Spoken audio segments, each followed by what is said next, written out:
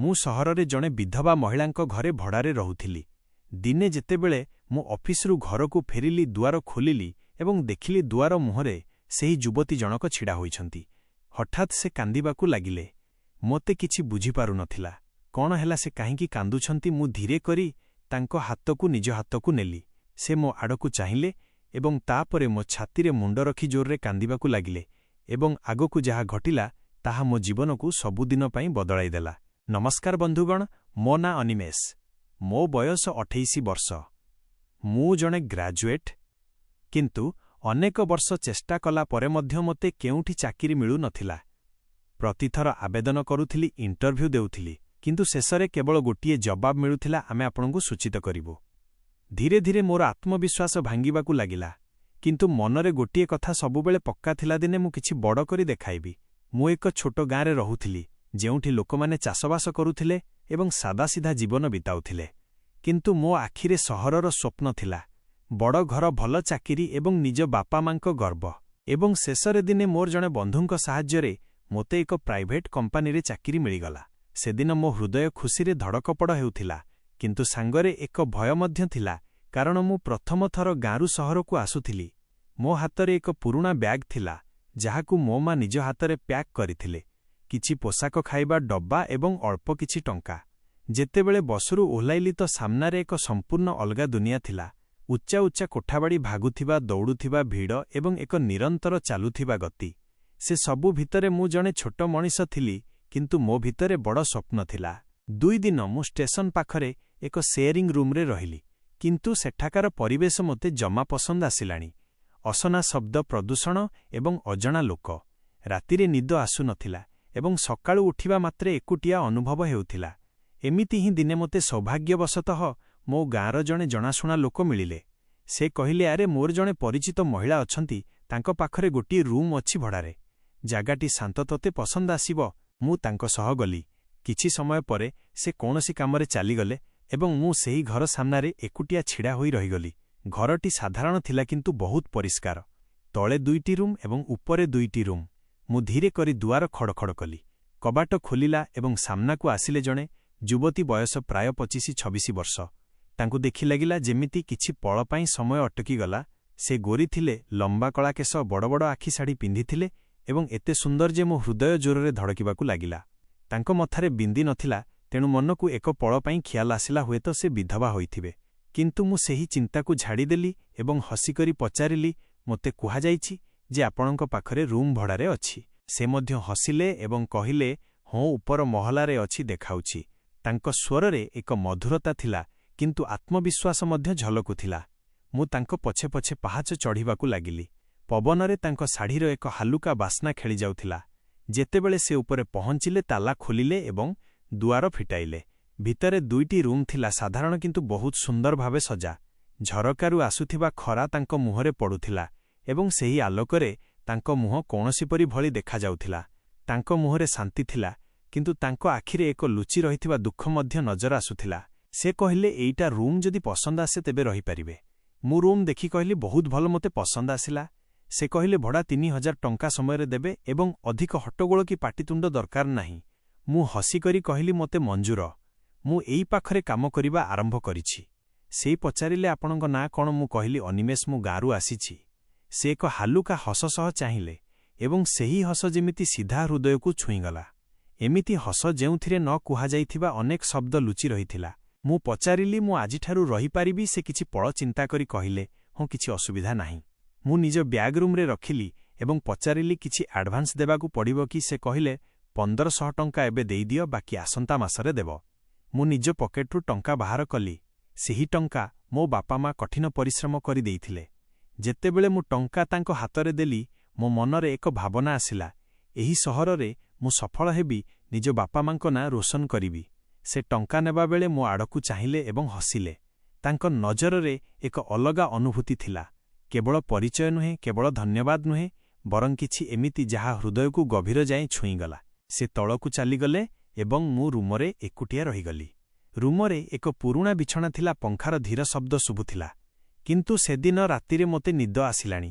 ଝରକା ବାହାରେ ଜହ୍ନ ଆଲୁଅ ବିଛାଡ଼ି ହୋଇ ପଡ଼ିଥିଲା ଏବଂ ମୁଁ ତାଙ୍କ କୋମଳ ମୁହଁର ଛବି ମନରେ ତିଆରି କରୁଥିଲି। ମୋ ଓଠରେ ଆପେ ଆପେ ହସ ଖେଳିଗଲା। ସହରରେ ମୋର ପ୍ରଥମ ଦିନ ଶେଷ ହୋଇଥିଲା, କିନ୍ତୁ ମନ କହୁଥିଲା ଏହା ତ କେବଳ ଆରମ୍ଭ, ତାଙ୍କ ସହ ମୋର ସମ୍ପର୍କରେ କିଛି ଖାସ୍ ହେବାକୁ ଯାଉଛି। ସେଦିନ ପରଠାରୁ ମୋ ଜୀବନ ଯେମିତି ବଦଳିବାକୁ ଲାଗିଲା। ଯେତେବେଳେ ମୋର ରହିବା ଜାଗା ଭଲ ଥିଲା ଏବଂ ସେହି ଛୋଟ କିନ୍ତୁ ଶାନ୍ତ ରୁମରେ ମୋତେ ଏକ ଆପଣାପଣ ଅନୁଭବ ହେବାକୁ ଲାଗିଲା। ଗ୍ୟାଲେରୀରୁ ଦେଖାଯାଉଥିବା ସହରର ଆଲୁଅ ମୋ ଭିତରେ ଜୋସ୍ ଭରି ଦେଉଥିଲା। ପ୍ରତିଦିନ ଅଫିସ୍ ଯାଉଥିଲି ଏବଂ ସନ୍ଧ୍ୟାରେ ଫେରି ସେହି ଘରେ ଶାନ୍ତି ପାଉଥିଲି। ବାହାରର ତେଲିଆ ଏବଂ ଅସ୍ୱାଦିଷ୍ଟ ଖାଦ୍ୟ ମୋତେ ପସନ୍ଦ ଆସୁନଥିଲା। ଗାଁର ସେହି ଗରମ ଏବଂ ଶ୍ରଦ୍ଧାରେ ପରସା ଯାଇଥିବା ଖାଦ୍ୟ ମନେ ପଡ଼ୁଥିଲା। ଦିନେ ଯେତେବେଳେ ମୁଁ ଅଫିସରୁ ଫେରିଲି, ଦୁଆର ଖୋଲିବାକୁ ଅନିତା ଆସିଲେ। ସେହି ମହିଳା ଜଣକ ଯିଏ ଘର ଭଡ଼ାରେ ଦେଇଥିଲେ। ସେ ସାଧାରଣ ଥିଲେ, କିନ୍ତୁ ତାଙ୍କ ସୁନ୍ଦରତା ଏମିତି ଥିଲା ଯେ ତାଙ୍କ ଆଖିରେ ଚାହିଁଲେ ହିଁ ହୃଦୟ ଅଟକି ଯାଉଥିଲା। ତାଙ୍କ ଶାଢ଼ୀର ବାସ୍ନା ପବନରେ ଖେଳୁଥିଲା। ମୁଁ ଅଳ୍ପ ସଙ୍କୋଚର ସହ କହିଲି, ମ୍ୟାଡାମ, ଏଠି ପାଖାପାଖି କେଉଁଠି ଭଲ ଖାଇବା ମିଳିବ କି? ସେ ହସିଲେ ଏବଂ କହିଲେ, ମ୍ୟାଡାମ କୁହନ୍ତୁ ନାହିଁ, ମୋ ନାଁ ଅନିତା। ସେହି ମୁହୂର୍ତ୍ତରେ ତାଙ୍କ ହସ ଏତେ ପ୍ୟାରା ଲାଗିଲା ଯେ ମୁଁ ପଳକ ପାଇଁ ସବୁ ଭୁଲିଗଲି। ସେ କହିଲେ, ଏଠି ପାଖରେ କୌଣସି ଭଲ ମେସ୍ ନାହିଁ, କିନ୍ତୁ ଯଦି ତୁମକୁ ଠିକ୍ ଲାଗେ ତେବେ ମୁଁ ତୁମ ପାଇଁ ଖାଦ୍ୟ ପ୍ରସ୍ତୁତ କରିପାରିବି। ମୋ ହୃଦୟ ଖୁସିରେ ନାଚି ଉଠିଲା। ମୁଁ କହିଲି, ସତରେ ମୋତେ ଗାଁର ସାଧା ଖାଦ୍ୟ ବହୁତ ମନେ ପଡ଼ୁଛି। ସେ ହସିଲେ ଏବଂ କହିଲେ, ମାସକୁ 2000 ଟଙ୍କା ଲାଗିବ, କିନ୍ତୁ ଡବା ମିଳିବ ନାହିଁ, ତୁମକୁ ଏଠାକୁ ଆସି ଖାଇବାକୁ ହେବ। ମୁଁ ତୁରନ୍ତ ରାଜି ହୋଇଗଲି। ମୋ ମନରେ କେବଳ ଖାଇବା ନୁହେଁ ବରଂ ତାଙ୍କ ହସର ସେହି ମହକ ଥିଲା, ଯାହା ପୂରା ପରିବେଶରେ ମିଶିଯାଇଥିଲା। ସେଦିନ ପରଠାରୁ ମୁଁ ପ୍ରତିଦିନ ତାଙ୍କ ଘରକୁ ଖାଇବାକୁ ଯିବାକୁ ଲାଗିଲି। ସେ ମୋ ପାଇଁ ପରିବା, ଭାକ୍ରି ଏବଂ ପୁରୀ ପରସୁଥିଲେ ଏବଂ ମୁଁ ଚୁପଚାପ ବସି ତାଙ୍କ କୋମଳ ମୁହଁ ଏବଂ ସାଧା ରୂପକୁ ଦେଖୁଥିଲି। ଯେତେବେଳେ ସେ ଖାଦ୍ୟ ପରସୁଥିଲେ, ତାଙ୍କ ଆଙ୍ଗୁଠିଗୁଡ଼ିକ ହାଲୁକା ଥରୁଥିଲା ଏବଂ ମୋ ମନ ତାଙ୍କ ଆଖିରେ ଅଟକି ଯାଉଥିଲା। ଯେମିତି ସେହି ଆଖିରେ କୌଣସି ଗଭୀର ସାଗର ଥାଏ, ଯାହା ଅନେକ କିଛି କହିବାକୁ ଚାହୁଁଥାଏ। ଗୋଟିଏ ସନ୍ଧ୍ୟାରେ ମୁଁ ସାହସ କରି ପଚାରିଲି, ଅନିତା, ଆପଣ ଏକୁଟିଆ ରୁହନ୍ତି କି? ଏତେ ଦିନ ହେଲାଣି, କିନ୍ତୁ କେବେ କାହାକୁ ଦେଖିନାହିଁ। ତାଙ୍କ ଆଖିରେ ହଠାତ୍ ଏକ ଶୂନ୍ୟତା ଖେଳିଗଲା ଏବଂ ସେ ଧୀର ସ୍ୱରରେ କହିଲେ, ମୋ ସ୍ୱାମୀ 5 ବର୍ଷ ପୂର୍ବେ ଚାଲିଗଲେ। ଏହି ଘର ସେ ହିଁ ତିଆରି କରିଥିଲେ ଏବଂ ତାଙ୍କ ଯିବା ପରେ ମୁଁ ଏକୁଟିଆ ରହିଗଲି। ତୁମେ ଆସିବା ପରେ ଟିକେ ଭଲ ଲାଗୁଛି। ତାଙ୍କ କଥା ଶୁଣି ମୁଁ ନୀରବ ହୋଇଗଲି। ତାଙ୍କ ମୁହଁରେ ଝଲକୁଥିବା ଦୁଃଖ ମୋ ହୃଦୟକୁ ମନ୍ଥିଦେଲା। ମୁଁ କହିଲି, ଆପଣ ଏବେ ବି ବହୁତ ଯୁବତୀ, ଜୀବନ ପୁଣିଥରେ ଆରମ୍ଭ କରାଯାଇପାରେ। ସେ ଏକ ହାଲୁକା ହସ ସହ କହିଲେ, ଏବେ ନୁହେଁ ଅନିମେଷ, ଏବେ ଏହି ଜୀବନରୁ ମୁଁ କ୍ଳାନ୍ତ ହୋଇଯାଇଛି। ମୋ ସ୍ୱାମୀ ବହୁତ ବିଶ୍ୱସ୍ତ ଏବଂ ମୋତେ ବହୁତ ଭଲ ପାଉଥିଲେ। ତାଙ୍କ ବିନା ଜୀବନ ଶୂନ୍ୟ ଲାଗେ। ତାଙ୍କ କଥା ଶୁଣି ମୋ ହୃଦୟରେ ଦରଜର ଏକ ଲହରୀ ଖେଳିଗଲା। ମୁଁ ତାଙ୍କକୁ ଚାହିଁ ଧୈର୍ଯ୍ୟର ସହ କହିଲି, କେବେ କେବେ ଜୀବନ ଆମକୁ ଦ୍ୱିତୀୟ ସୁଯୋଗ ଦିଏ ଏବଂ କେବେ କୌଣସି ଅଜଣା ବ୍ୟକ୍ତି ଆମ ଜୀବନକୁ ଆସି ଆମକୁ ପୁଣିଥରେ ବଞ୍ଚିବା ଶିଖାଇଦିଏ। ସେ ମୋ ଆଖିକୁ ଚାହିଁ ରହିଲେ। ତାଙ୍କ ନଜରରେ ହଠାତ୍ ଏକ ଚମକ ଆସିଲା, ଯେମିତି ଦୁଃଖର ସମୁଦ୍ରରେ କୌଣସି ନୂଆ ଆଶାର କୂଳ ଦେଖାଯାଇଥାଏ। ସେ ରାତିରେ ମୁଁ ନିଜ ରୁମରେ ଶୋଇପାରିଲି ନାହିଁ। ଝରକା ବାହାରେ ଜହ୍ନ ଆଲୁଅ ବିଛାଡ଼ି ହୋଇଥିଲା ଏବଂ ମୁଁ ତାଙ୍କକୁ ଦେଖି ଦେଖି ଏଇଆ ଭାବୁଥିଲି ଯେ ହୁଏତ ସେ କେବଳ ମୋର ଘର ମାଲିକାଣୀ ନୁହନ୍ତି, ବରଂ ମୋ ଜୀବନର ଏକ ନୂଆ ଆରମ୍ଭ ହୋଇପାରନ୍ତି। ସେଦିନ ଅନିତାଙ୍କ ଶବ୍ଦ, ମୁଁ ତାଙ୍କ ବିନା ଅନ୍ୟ କାହା କଥା ଭାବି ମଧ୍ୟ ପାରିବି ନାହିଁ, ମୋ ହୃଦୟର ଗଭୀରକୁ ଛୁଇଁ ଯାଇଥିଲା। ସେହି ଶବ୍ଦରେ ଲୁଚିଥିବା ପ୍ରେମ ଯନ୍ତ୍ରଣା ଏବଂ ଏକୁଟିଆପଣ ମୁଁ ସ୍ପଷ୍ଟ ଅନୁଭବ କରୁଥିଲି। ମୁଁ ଧୀରେ କରି କହିଲି, ଅନିତା, ଆପଣ ଯାହା କହୁଛନ୍ତି ତାହା ଠିକ୍, କିନ୍ତୁ ଏମିତି ଏକୁଟିଆ ବଞ୍ଚିବା ବହୁତ କଷ୍ଟକର। ଜୀବନ ଲମ୍ବା ଏବଂ ମଣିଷ ଶେଷରେ ଭାବନାର ହିଁ କଏଦୀ। ଯଦି ପୁରୁଷଟିଏ ହୋଇଥାନ୍ତା ତେବେ ହୁଏତ ସମାଜ କିଛି କହିନଥାନ୍ତା, କିନ୍ତୁ ଜଣେ ନାରୀର ଏକୁଟିଆପଣ ଅଧିକ ଯନ୍ତ୍ରଣାଦାୟକ ହୋଇଥାଏ। ସେ କିଛି କହିଲେ ନାହିଁ, ବସ୍ ମୋତେ ଚାହିଁ ରହିଲେ। ତାଙ୍କ ଆଖିରେ ଲୁହ ନଥିଲା, କିନ୍ତୁ ସେଥିରେ ଥକ୍କାପଣ ଏବଂ ନୀରବତାରେ ଲୁଚିଥିବା ଦୁଃଖ ସାଫ୍ ଦେଖାଯାଉଥିଲା। କିଛି ପଳ ପାଇଁ ନୀରବତା ଛାଇଗଲା। ସେତିକିବେଳେ ମୋ ଖାଇବା ଶେଷ ହେଲା। ମୁଁ ହାତ ଧୋଇ ଛିଡ଼ା ହେଲି। ସେ ମୋତେ ଦୁଆର ଯାଏଁ ଛାଡ଼ିବାକୁ ଆସିଲେ। ଯେତେବେଳେ ମୁଁ ପାହାଚ ଚଢ଼ୁଥିଲି, ଆପେ ଆପେ ପଛକୁ ବୁଲି ଚାହିଁଲି। ସେ ଏବେ ବି ଛିଡ଼ା ହୋଇଥିଲେ। ତାଙ୍କ ଆଖିରେ କିଛି କହିବାର ଇଚ୍ଛା ଥିଲା ଏବଂ ସେହି ମୁହୂର୍ତ୍ତରେ ଆମ ଭିତରେ ଏକ ଅକୁହା ସମ୍ପର୍କରେ ଜନ୍ମ ନେଇ ସାରିଥିଲା। ଦିନ ପରେ ଦିନ ଗଡ଼ି ଚାଲିଲା। ଏବେ ମୋତେ ସହରରେ ରହିବାର ପ୍ରାୟ 2.5 ମାସ ହୋଇସାରିଥିଲା। ମୋ ଏବଂ ଅନିତାଙ୍କ ମଧ୍ୟରେ ଏବେ ଏକ ଆତ୍ମୀୟତା ଆସି ସାରିଥିଲା। ସେ ପ୍ରତିଦିନ ମୋ ଖାଦ୍ୟ ତିଆରି କରୁଥିଲେ ଏବଂ ମୁଁ ମାସ ଆରମ୍ଭରେ ତାଙ୍କୁ ଟଙ୍କା ଦେଇଦେଉଥିଲି। କିନ୍ତୁ ଯେତେବେଳେ ବି ମୁଁ ଟଙ୍କା ଦେଉଥିଲି, ସେ ହାଲୁକା ହସ ସହ ମୋ ଆଖିକୁ ଚାହୁଁଥିଲେ ଏବଂ କହୁଥିଲେ, ଅନିମେଷ, ଏତେ ଔପଚାରିକ ହୁଅ ନାହିଁ। ସେହି ପଳରେ ମୋ ହୃଦୟ ଅଟକି ଯାଉଥିଲା ଏବଂ ତାଙ୍କ ନଜରରେ ମୋତେ ଏକ ଆପଣାପଣ ଏବଂ ସ୍ନେହ ଦେଖାଯାଉଥିଲା। ଗୋଟିଏ ସକାଳେ ମୁଁ ଅଫିସ୍ ଯିବା ପାଇଁ ପ୍ରସ୍ତୁତ ହେଉଥିଲି। ଜଳଖିଆ ଖାଇବାକୁ ତଳକୁ ଗଲି, କିନ୍ତୁ ଘରେ ସମ୍ପୂର୍ଣ୍ଣ ନୀରବତା ଥିଲା। ମୁଁ ଡାକିଲି, କିନ୍ତୁ କୌଣସି ଉତ୍ତର ମିଳିଲାନି। ତାଙ୍କ ରୁମର କବାଟ ବନ୍ଦ ଥିଲା। ମୋତେ ବ୍ୟସ୍ତ ଲାଗିଲା। ମୁଁ ଧୀରେ କରି ଦୁଆର ଖଡ଼ଖଡ଼ କଲି। କିଛି କ୍ଷଣ ପରେ କବାଟ ଖୋଲିଲା। ସାମ୍ନାରେ ଅନିତା ଥିଲେ, କିନ୍ତୁ ତାଙ୍କ ମୁହଁରେ ସେହି ପୁରୁଣା ହସ ନଥିଲା। ଥକ୍କାପଣ ଏବଂ ଦୁଃଖ ସାଫ୍ ଝଲକୁଥିଲା।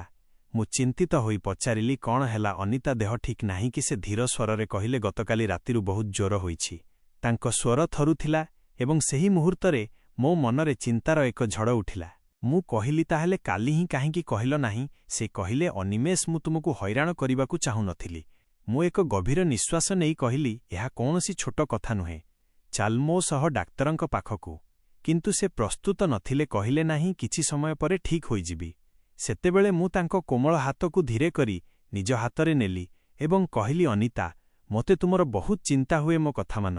ସେହି ମୁହୂର୍ତ୍ତରେ ସେ ମୋ ଆଖିକୁ ଚାହିଁଲେ ଏବଂ ପ୍ରଥମ ଥର ପାଇଁ ବିନା କିଛି କହି ମୋ ନିଷ୍ପତ୍ତିକୁ ସ୍ୱୀକାର କରିନେଲେ। ମୁଁ ତାଙ୍କୁ ସାହାରା ଦେଲି ଏବଂ ପାଖକୁ ନେଇଗଲି। ତାଙ୍କ ଶରୀରରେ ଯେମିତି ଜୀବନ ହିଁ ନଥିଲା। ଡାକ୍ତର ପରୀକ୍ଷା କଲେ, ଇଞ୍ଜେକ୍ସନ ଦେଲେ ଏବଂ କିଛି ଔଷଧ ଦେଲେ। ଟଙ୍କା ମୁଁ ଦେଲି। ସେ କିଛି କହିଲେ ନାହିଁ, ବସ୍ ମୋତେ ଚାହିଁ ରହିଲେ। ତାଙ୍କ ଆଖିରେ ଆଭାର, ସ୍ନେହ ଏବଂ କିଛି ଏମିତି ଗଭୀର ଭାବ ଥିଲା ଯାହାକୁ ଶବ୍ଦରେ ବାନ୍ଧି ହେବ ନାହିଁ। ମୁଁ ତାଙ୍କୁ ଫେରାଇ ଘରକୁ ଆଣିଲି। ସେ ଥକିଯାଇ ଚୁପଚାପ ଶୋଇପଡ଼ିଲେ। ସକାଳୁ ସେ କିଛି ଖାଇ ନଥିଲେ, ତେଣୁ ମୁଁ କହିଲି, ଆପଣ ଟିକେ ବିଶ୍ରାମ କରନ୍ତୁ, ମୁଁ ଏବେ ଆସୁଛି। ମୁଁ ବାହାରକୁ ଗଲି ଏବଂ ପାଖ ହୋଟେଲରୁ ଜଳଖିଆ ଆଣିଲି। ଗରମ ପହଳା, ଉପମା ଏବଂ ଚା। ମୁଁ ପ୍ଲେଟରେ ତାଙ୍କ ପାଇଁ ପରସିଲି ଏବଂ କହିଲି, ଅନିତା, ଅଳ୍ପ କିଛି ଖାଇଦିଅନ୍ତୁ, ତାପରେ ଔଷଧ ଖାଇବେ। ସେ ଧୀରେ ଧୀରେ ଖାଉଥିଲେ ଏବଂ ମଝିରେ ମଝିରେ ମୋ ଆଡ଼କୁ ଚାହୁଁଥିଲେ। ତାଙ୍କ ଆଖିରେ ଯେଉଁ କୃତଜ୍ଞତା ଥିଲା, ତାହା ମୋ ହୃଦୟ ଭରିଦେଲା।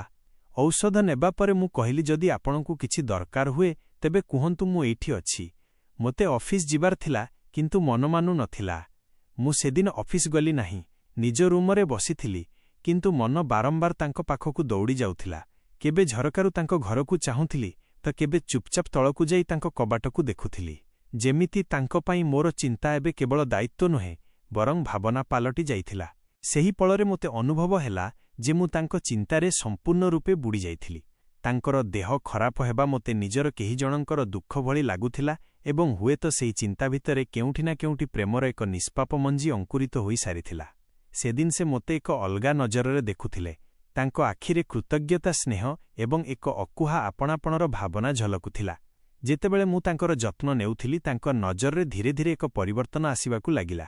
ଧୀରେ ଧୀରେ ତାଙ୍କ ଜ୍ୱର ଛାଡ଼ିଲା, ମୁହଁ ହାଲୁକା ଲାଗିଲା ଏବଂ ସେ ହସିକରି କହିଲେ, ଅନିମେଷ, ଆପଣ ମୋ ପାଇଁ ଏତେ ସବୁ କାହିଁକି କରୁଛନ୍ତି? ମୁଁ ତ ଆପଣଙ୍କ ପାଇଁ କିଛି ବି ନୁହେଁ। ତାଙ୍କ ଶବ୍ଦ ଶୁଣି ମୋ ହୃଦୟ ଭରି ଆସିଲା, କିନ୍ତୁ ମୁଁ ହସିଲି ଏବଂ କହିଲି, ନାହିଁ, ମନେ ମନେ ବସ୍ ଏତିକି କହିଲି, କାରଣ ମୁଁ ତୁମକୁ ଭଲ ପାଇ ବସିଛି ଅନିତା। ତୁମର ହସ, ତୁମର ସ୍ୱର, ତୁମର ଅସ୍ତିତ୍ୱ, ଏବେ ଏସବୁ ମୋ ଜୀବନର ଅଂଶ ପାଲଟି ଯାଇଛି। ଏହାପରେ ଅନିତାଙ୍କ ସ୍ୱାସ୍ଥ୍ୟ ସୁଧୁରିଲା ଏବଂ ତାଙ୍କ ମୁହଁରେ ପୁଣିଥରେ ଏକ ହାଲୁକା ହସ ଖେଳି ଉଠିଲା। ଏବେ ସେ ପୂର୍ବ ଅପେକ୍ଷା ଅଧିକ ସୁନ୍ଦର ଦେଖାଯାଉଥିଲେ। ଯେମିତି ତାଙ୍କ ମୁହଁରେ ପୁଣିଥରେ ଜୀବନର ଚମକ ଫେରି ଆସିଛି। ଗୋଟିଏ ସକାଳେ ହାଲୁକା ଶୀତ ଥିଲା। ମୁଁ ଅଫିସ ଯିବା ପାଇଁ ପ୍ରସ୍ତୁତ ହେଲି। ଜଳଖିଆ ଖାଇ ତଳକୁ ଆସିଲି। ଅନିତା ସବୁବେଳେ ଭଳି ମୋତେ ଦୁଆର ଯାଏଁ ଛାଡ଼ିବାକୁ ଆସିଲେ। ମୁଁ ହସିକରି ତାଙ୍କ ଆଡ଼କୁ ଚାହିଁଲି। ସେ ମଧ୍ୟ ହସିଲେ। ଯେମିତି ହିଁ ମୁଁ ବାହାରକୁ ବାହାରିବାକୁ ଯାଉଥିଲି, ସେ କାନ୍ଥରେ କିଛି ଏମିତି ଦେଖିଲେ, ଗୋଟିଏ ବଡ଼ ଝିଟିପିଟି ଥିଲା ଏବଂ ସେ ଡରିଯାଇ ଜୋରରେ ଚିତ୍କାର କଲେ। ଭୟରେ ସେ ସିଧା ମୋ ବାହୁ ବନ୍ଧନକୁ ଚାଲି ଆସିଲେ। ଏକ ପଳ ପାଇଁ ସବୁକିଛି ଅଟକିଗଲା। ତାଙ୍କର ଧଡ଼କପଡ଼ ହେଉଥିବା ହୃଦୟ ମୋ ଛାତିରେ ବାଜିଲା ଏବଂ ସମୟ ଯେମିତି ରୁକିଗଲା। ବାହାରର ପଡ଼ୋଶୀମାନେ ଶବ୍ଦ ଶୁଣି ଦେଖିବାକୁ ଆସିଲେ ଏବଂ ଆମକୁ ଏକାଠି ବାହୁବନ୍ଧନରେ ଦେଖି ଭୁଲ ବୁଝିଲେ। ତାଙ୍କ ନଜରରେ ସନ୍ଦେହ ସଫ୍ ଦେଖାଯାଉଥିଲା, କିନ୍ତୁ ସେହି ମୁହୂର୍ତ୍ତରେ ମୁଁ କିଛି ଭାବିପାରିଲି ନାହିଁ। ଅନିତା ମୋ ଆଲିଙ୍ଗନରୁ ଅଲଗା ହେଲେ। ତାଙ୍କ ମୁହଁରେ ଲାଜ ଏବଂ ଭୟ ଉଭୟ ଥିଲା। ସେ ମୋ ଆଡ଼କୁ ଚାହିଁପାରିଲେ ନାହିଁ ଏବଂ ଶୀଘ୍ର ଭିତରକୁ ଚାଲିଗଲେ। ମୁଁ ମଧ୍ୟ ଜଲ୍ଦି ଅଫିସ ଚାଲିଗଲି, କିନ୍ତୁ ପୂରା ଦିନ ମୋ ମନ ବ୍ୟସ୍ତ ରହିଲା। ତାଙ୍କ ମୁହଁ, ତାଙ୍କ ଆଖି ସେହି ପଳ ବାରମ୍ବାର ମୋ ଆଖି ଆଗକୁ ଆସୁଥିଲା। ଆସନ୍ତା 2-3 ଦିନ ଆମ ଭିତରେ କୌଣସି କଥା ହେଲାଣି। ଘରେ ଏକ ଅକୁହା ନୀରବତା ଛାଇଗଲା। ଗୋଟିଏ ସନ୍ଧ୍ୟାରେ ଯେତେବେଳେ ମୁଁ ଥକ୍କା ହୋଇ ଅଫିସରୁ ଫେରିଲି, ଦୁଆର ଖୋଲିଲି ତ ସାମ୍ନାରେ ଅନିତା ଛିଡ଼ା ହୋଇଥିଲେ। ତାଙ୍କ ଆଖିରେ ଲୁହ ଥିଲା। ସେ କିଛି ସମୟ ଚୁପ୍ ରହିଲେ ଏବଂ ହଠାତ୍ କାନ୍ଦିବାକୁ ଲାଗିଲେ। ମୁଁ ଘାବରେଇ ଗଲି ଏବଂ ପଚାରିଲି, ଅନିତା, କ'ଣ ହେଲା? କାହିଁକି କାନ୍ଦୁଛ? ସେ କାନ୍ଦି କାନ୍ଦି କହିଲେ, ଅନିମେଷ, ଆପଣ ଏହି ରୁମ୍ ଛାଡ଼ି ଚାଲିଯାଆନ୍ତୁ। ମୋତେ ଏବେ ବହୁତ ଅସୁବିଧା ହେଉଛି। ପଡ଼ୋଶୀ ମହିଳାମାନେ ମୋର ବଞ୍ଚିବା କଷ୍ଟକର କରିଦେଲେଣି। ସେମାନେ କହୁଛନ୍ତି କି ମୁଁ ଜଣେ ଯୁବକକୁ ନିଜ ଘରେ ରଖିଛି। ମୁଁ ବିଧବା ହୋଇ ମଧ୍ୟ ତାଙ୍କ ସହ ରହୁଛି। ସେମାନେ ମୋ ବିଷୟରେ ଖରାପ ଅଭିଯୋଗ ଲଗାଉଛନ୍ତି। ତାଙ୍କ କଥା ଶୁଣି ମୋ ହୃଦୟ ଭାଙ୍ଗିଗଲା। ମୋତେ ତାଙ୍କ ଯନ୍ତ୍ରଣା ଦେଖାଯାଉଥିଲା। ସେଇ ଭିତରୁ ଭାଙ୍ଗି ସାରିଥିଲେ। ମୁଁ ଆଗକୁ ବଢ଼ିଲି, ତାଙ୍କ ହାତକୁ ନିଜ ହାତରେ ନେଲି। ସେ ଥରୁଥିଲେ। ମୁଁ ତାଙ୍କ ଆଡ଼କୁ ଚାହିଁଲି ଏବଂ ଧୀର ସ୍ୱରରେ ତାଙ୍କ ଲୁହ ପୋଛିଦେଲି। ସେ ଉଠିଲେ କିନ୍ତୁ ମୋ ପାଖରେ ଛିଡ଼ା ହୋଇ ରହିଲେ। ତାଙ୍କ ନିଶ୍ୱାସ ଗତି ଖୁବ୍ ଜୋରରେ ଥିଲା। ତାଙ୍କ ଆଖି ମୋ ଆଖିରେ ବୁଡ଼ି ରହିଥିଲା। ମୁଁ ଝୁଙ୍କିଲି ଏବଂ ତାଙ୍କ ଓଠକୁ ନିଜ ଓଠରେ ଛୁଇଁଦେଲି। ସେ ମଧ୍ୟ ମୋ ଆଡ଼କୁ ଝୁଙ୍କି ମୋ ଓଠକୁ ଧରିନେଲେ। ଯେମିତି ପ୍ରତିଟି ଚୁମ୍ବନରେ ଯନ୍ତ୍ରଣା, ପ୍ରେମ ଏବଂ ଶାନ୍ତି ମିଶି ଯାଇଥିଲା। ମୁଁ ଫୁସ୍ଫୁସେଇ କହିଲି, ଅନିତା, ଲୋକେ କ'ଣ କହୁଛନ୍ତି କହିବାକୁ ଦିଅ। ମୋତେ କିଛି ଫରକ ପଡ଼େ ନାହିଁ। ମୁଁ ତୁମକୁ ପସନ୍ଦ କରେ, ମୁଁ ତୁମକୁ ଭଲ ପାଏ। ସେ ଚୁପ୍ ରହିଲେ, ମୋ ଆଖିର ଗଭୀରକୁ ଚାହିଁଲେ ଏବଂ ଧୀରେ ଧୀରେ ମୋ ଛାତିରେ ଲାଗିଗଲେ। ସେହି ମୁହୂର୍ତ୍ତରେ ସବୁ ଶବ୍ଦ ନୀରବ ହୋଇଗଲା। ବସ ନିଶ୍ୱାସର ଗତି ଥିଲା ଏବଂ ହୃଦୟର ଶବ୍ଦ। ମୁଁ ତାଙ୍କ ମୁଣ୍ଡରେ ହାତ ବୁଲାଇଲି। ସେ ଧୀରେ କରି କହିଲେ, ଅନିମେଷ, ମୋତେ ମଧ୍ୟ ତୁମକୁ ଭଲ ପାଏ। କିନ୍ତୁ ସମାଜ। ମୁଁ ହସିକରି କହିଲି, ସମାଜ କଥା ଛାଡ଼ ଅନିତା, ସମାଜ ତ ସବୁବେଳେ କିଛି ନା କିଛି କହିବ ହିଁ କହିବ। କିନ୍ତୁ ଯଦି ଦୁଇଟି ହୃଦୟ ସଚ୍ଚା ପ୍ରେମ କରନ୍ତି, ତେବେ କୌଣସି ଝଡ଼ ସେମାନଙ୍କୁ ଅଲଗା କରିପାରିବ ନାହିଁ। ସେହି ମୁହୂର୍ତ୍ତରେ ଆମର ସମ୍ପର୍କ ଶବ୍ଦରେ ନୁହେଁ, ଭାବନାରେ ମଜବୁତ ହୋଇଗଲା। ଲୋକେ କଥା ହେଉଥିଲେ, ଫୁସ୍ଫୁସ୍ ହେଉଥିଲେ, କିନ୍ତୁ ଆମେ ପରସ୍ପରର ହାତ ଛାଡ଼ିଲୁ ନାହିଁ। କିଛିଦିନ ପରେ ଆମେ ବିବାହ କରିନେଲୁ। ବହୁତ ସାଧାରଣ କିନ୍ତୁ ବହୁତ ପବିତ୍ର। ନା ବ୍ୟାଣ୍ଡ ଥିଲା, ନା ବାଜା, କେବଳ ଆମେ ଦୁହେଁ ଏବଂ ଭଗବାନ। ସେଦିନ ଯେତେବେଳେ ମୁଁ ତାଙ୍କ ସିନ୍ଥିରେ ସିନ୍ଦୁର ଭରିଲି ତ କହିଲି, ଆଜିଠାରୁ ତୁମେ ମୋର ସବୁକିଛି। ସେ ହସିଲେ ଏବଂ କହିଲେ, ଏବେ ମୁଁ ଏକୁଟିଆ ନୁହେଁ। ସେହି ପଳରେ ମୋତେ ଲାଗିଲା ଯେ ମୁଁ ରୁମ୍ ଖୋଜିବାକୁ ଆସିଥିଲି, କିନ୍ତୁ ଏଠାରେ ମୋତେ ମୋ ଜୀବନ ମିଳିଗଲା। ଆଜି ମଧ୍ୟ ଯେତେବେଳେ ସକାଳୁ ତାଙ୍କ ହାତର ଚା ପିଏ, ତେବେ ହୃଦୟ କହେ, ଏଇଆ ହିଁ ପ୍ରକୃତ ସୁଖ। ଅନିତା ପୁଣିଥରେ ରଙ୍ଗବେରଙ୍ଗର ପୋଷାକ ପିନ୍ଧିବାକୁ ଲାଗିଲେ। ତାଙ୍କ ମୁହଁରେ ପୁଣିଥରେ ଆଲୋକ ଫେରିଆସିଲା ଏବଂ ମୋର ସଂସାର ପୂରା ହୋଇଗଲା। ସମାଜର କିଛି ବି କହୁ, କିନ୍ତୁ ସଚ୍ଚା ପ୍ରେମ ସେଇଆ ଯାହା ଭାଗ୍ୟରେ ଲେଖାଥାଏ। ବିଧବା ହେଉ କି ଅନ୍ୟ କେହି, ପ୍ରତ୍ୟେକ ମଣିଷର ପୁଣିଥରେ ପ୍ରେମ କରିବାର ଏବଂ ବଞ୍ଚିବାର ଅଧିକାର ଅଛି। ବନ୍ଧୁଗଣ, ମୁଁ ଏବଂ ଅନିତା ବିବାହ କରିନେଲୁ। ଆପଣ କୁହନ୍ତୁ, ମୁଁ ଠିକ୍ କଲି ନା ଭୁଲ? ତଳେ କମେଣ୍ଟରେ ନିଶ୍ଚୟ ଜଣାଇବେ।